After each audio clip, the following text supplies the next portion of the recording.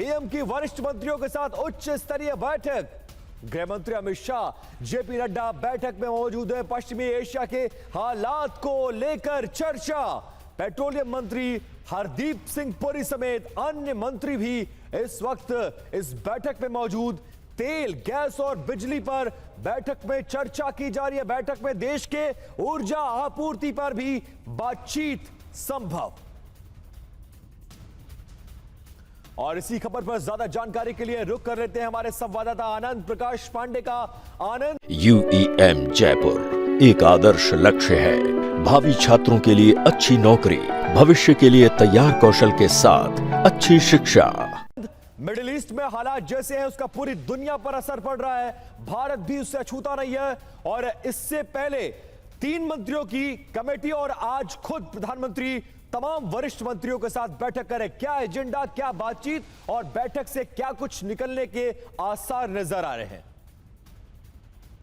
देखिए, प्रधानमंत्री के आवास पर प्रधानमंत्री की अध्यक्षता में हाई लेवल बैठक चल रही है। इस बैठक में गृह मंत्री अमित शाह, केंद्रीय मंत्री जेपी नड्डा, हरदीप सिंह पुरी समेत कई वरिष्ठ मंत्री मौजूद है और वरिष्ठ अधिकारी भी इस बैठक में मौजूद है। और जैसा कि आपने बताया कि पश्चिम एशिया के हालात और देश में एलपीजी डिस्ट्रीब्यूशन और उर्वरक की जो उपलब्धता है उसको लेकर इस बैठक में चर्चा की जा रही है। इस बैठक का मुख्य फोकस ये है कि जो सप्लाई चेन है, वो एलपीजी गैस की हो, उर्वरक की हो, ये तमाम जो जरूरी आवश्यक वस्तु है उसकी सप्लाई चेन में कहीं से भी बाधा ना पड़े। और इसको ही सुनिश्चित करने के लिए जैसे कि आपने बताया 3 वरिष्ठ मंत्रियों की एक कमेटी बनाई गई है।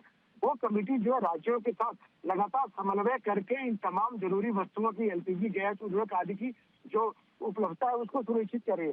दरअसल सरकार की कोशिश ये है कि जो पश्चिम एशिया के हालात बदले हैं उसमें पेट्रोलियम, कच्चा तेल हो, ऊर्जा और जो उर्वरक के क्षेत्र में किसी भी तरह की दिक्कत भारतीयों को न हो। कुछ दिक्कतें हैं लेकिन सरकार अपनी तरफ से उसकी मॉनिटरिंग भी कर रही है, उसकी निगरानी कर रही है और उसकी उपलब्धता को बनाए रखने के लिए समय समय पर कदम उठाई जा रही है।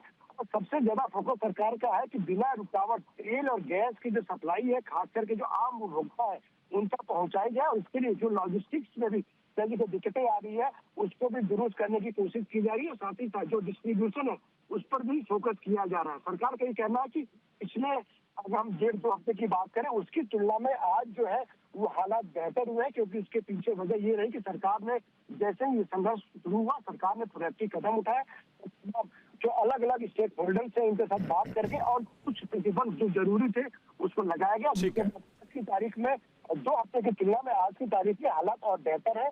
और जो आज जो बैठक चल रही है इसी स्थिति को और कैसे बेहतर बनाना है ताकि सप्लाई चेन में कोई रुकावट न हो, लोगों को किसी भी तरह की गैस, उर्वरक आदि की दिक्कत न हो। इस तमाम बातों के लेकर आज की बैठक में भी समीक्षा की जा रही है और जो जरूरी निर्देश है इसके बाद दिए जाएंगे। बिल्कुल, तो हालात पर प्रधानमंत्री की नजर है। देश के नागरिकों को किसी तरह से तेल, गैस, किसी चीज की समस्या ना होने पाए, इसको लेकर सरकार की एक बहुत बड़ी बैठक और इस बैठक के जरिए हालात को सामान्य बनाने की पूरी कोशिश है। बहुत शुक्रिया आनंद इस जानकारी के लिए।